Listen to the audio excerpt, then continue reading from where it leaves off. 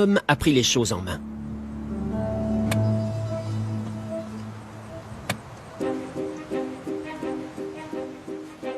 Yacouba Sawadogo n'a pas fait d'études scientifiques. Pourtant, la prouesse qu'il a accomplie a ébahi le monde entier.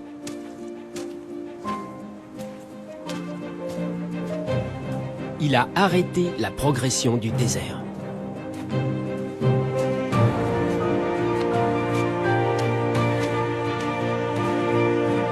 Yacouba s'est dit qu'avant le retour des pluies, il fallait préparer la terre pour qu'elle puisse absorber le plus d'eau possible. Dans la terre dure comme du béton, il creuse de larges trous et les remplit de fumier et de détritus.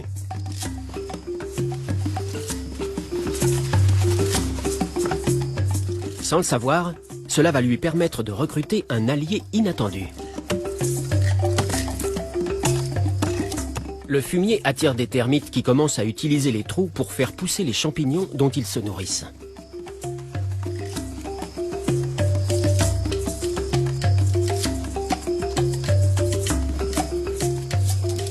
Ils creusent à leur tour dans la terre un réseau de minuscules tunnels qui vont servir les objectifs de Yacouba.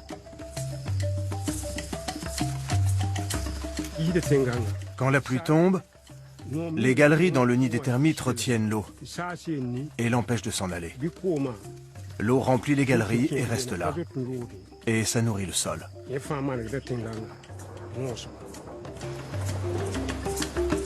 Quand la pluie revient enfin, Yacouba se bat pour conserver la moindre goutte d'eau. Il construit des murets pour retenir l'eau dans ses champs. Et au lieu de ne semer que des plantes potagères, il plante également des arbres.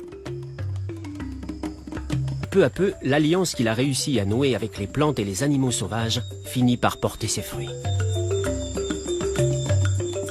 En l'espace de 40 ans, les arbres qu'il a plantés ont attiré des oiseaux.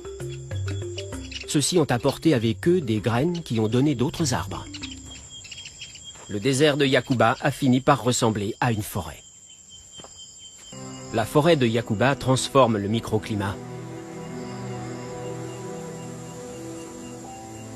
Elle arrête le vent et offre de l'ombre. Et plus important encore, elle fait remonter la nappe phréatique en retenant l'eau dans le sol. Non loin, les récoltes de Yacouba sont également abondantes. Bien.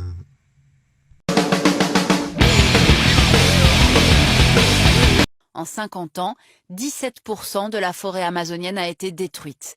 On voit ici, en rayé, les 31 fronts de déforestation identifiés par le WWF, surtout dans le sud et l'est de la forêt brésilienne et les contreforts andins. Au Brésil, un pic a été atteint en 2004, 28 000 km² de forêt détruite, soit l'équivalent de la Belgique.